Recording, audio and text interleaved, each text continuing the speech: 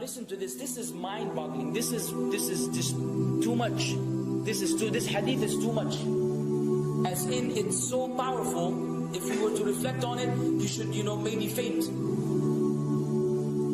When Allah loves a slave, He calls on Jibreel. Who's Jibreel?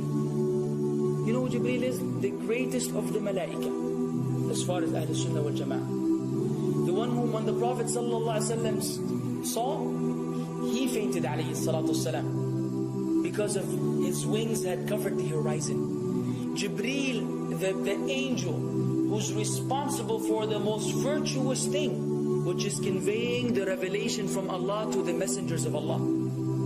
Jibreel, and what do you know about Jibreel?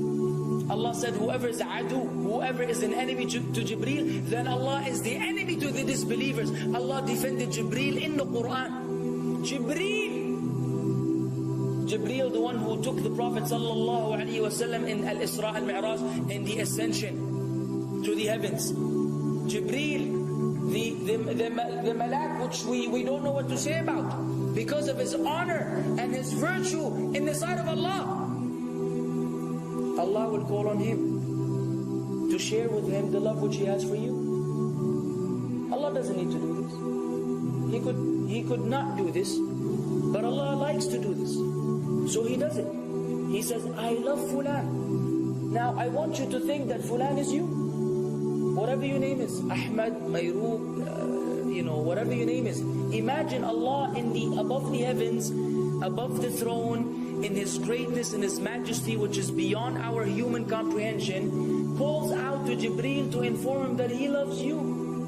And then only that, فَأَحِبَّهُ, then He commands Jibreel to love you also. So Jibreel now loves you. Allah and Jibreel love you. But it doesn't end there. Jibreel then will call upon the inhabitants of the sama. Who are they? All the malaika. How many? We can't even count. Trillions and trillions of malaika which Allah created beyond our, again, human comprehension. All of them are commanded simultaneously to love you. First Jibreel says, Allah loves Fulan, so now you have to love him. Then all of the angels in the heavens love you. Then Allah will place acceptance for you on earth. So people will love you. Not everyone. You may be saying, why do I have enemies? People who love the Sunnah will love you. The people who love Allah and His Messenger will love you. The people who are upon the correct aqidah and methodology will love you. Other people may hate you because of a problem in them, not because of a problem in you. Because you may say, well, this facet, this evil, disobedient person doesn't love me. Don't expect him to love you. He loves people like himself. Who will love you? Righteous people. Righteous people. They don't know why. They don't even know why. You've never even given them $1 or a rial or a pound. You've never done anything for them. Maybe you scream at them. Maybe you do other things. It's Allah. Why? Because Allah had loved you first, then Jibreel had loved you first, then the malaika loved you afterwards, then Allah put acceptance for you on earth, so people have no choice but to love you. We ask Allah to make us among them. Now what better than that? What else do you want? What else do you want? What?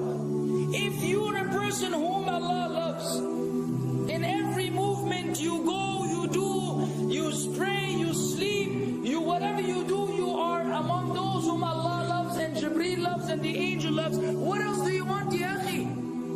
You're guaranteed success in this life and in the life to come. Guaranteed. No way Allah will punish you. No way. No way Allah will punish someone whom He loves. But the hadith doesn't stop.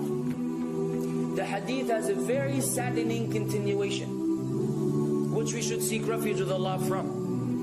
وَإِذَا أَبْغَضَ عَبْدًا, and if Allah hates a slave, He also calls on Jibreel. And He informs Jibreel that He hates this person. So He will command Jibreel to hate this person. Then Jibreel will tell the angels to hate this person. Then Allah will put hatred for him on earth. La ilaha illallah. Imagine you walking upon the planet, the face of the earth which Allah created, while Allah hates you, and the angels hate you, and Jibreel hates you, and the righteous people hate you. What a sad state for a human being. And ikhwan, we could be one of those as well.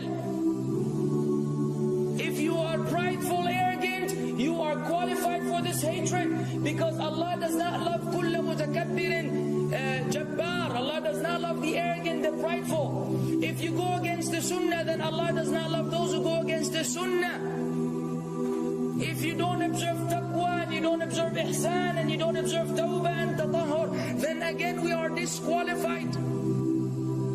If you, many things which we can mention, many things which will bring about Allah's hatred and deprive us of Allah's love. It's a very sensitive situation, meaning right now, you have to be one of these two. Either Allah loves you or He doesn't. But there's always good news, even for those people whom we can be amongst. It's not too late because you're alive. It's not too late because it's Ramadan. It's not too late because you're breathing. Even if you led a life of someone who had attained Allah's hatred, if you were to return to Allah, then Allah will love you and be happier.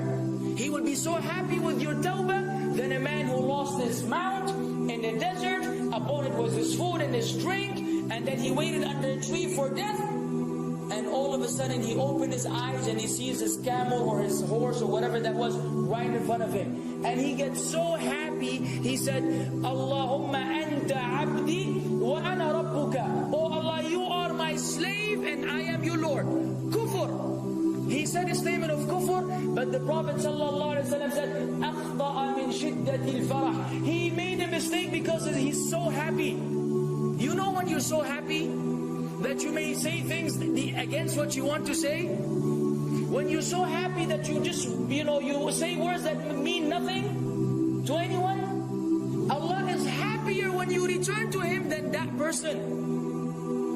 What else do we want? For how long are we going to stay away from Allah? For how long are we going to lead the life of the heedless? For how long are we going to go against the sunnah? What are you waiting for? Death? Death. حتى إذا جاء أحدهم الموت قال رب ارجعون لعلي أعمل صالحا فيما تركت كلا. Until when death comes to one of them, you say, oh Allah, allow me to return so that I may do good in that which I left behind. And it will be said to him, no, it's only a word. إنها كلمة هو قائلها. It's nothing but a wish and a word he will have. It will not be fulfilled. Let us not wait for death, ya akhwan. If each one of us here, by Allah, if each one of us here acted upon the sunnah, lived according to the sunnah, and invited people to the sunnah, and enjoyed what is good, and forbade what is evil, wallah, we will make a major change in the city in which we live. And if Muslims here and this all over the world had that same attitude, then we will change the condition of the whole ummah. So no enemy can come and play games with us. We will squash them, all of them. Because Allah will defend. إِن تَنْصُرُ اللَّهِ يَنْصُرْكُمْ وَيُثَبِّتْ أَقْدَامَكُمْ. If you aid Allah's deen, Allah will aid you and will keep your feet firm. But we don't even live according to the sunnah, let alone be given victory over the enemies. So we're being humiliated in everywhere we go in the world. So let us make that change. Now that Ramadan is here, now that you've been given this sudden inclination towards good, if we don't succeed, if we don't take advantage of this month, wallahi, we are losers. If Ramadan ends and you are the same way you were before Ramadan began, then one of us is a loser. If we don't return to Allah after Ramadan, then we are losers as well. So tonight, bi'idhnillah, always on our mind, attaining Allah's love, acquiring Allah's love, fetching for the sunnah and acting upon it whenever we're able to do so.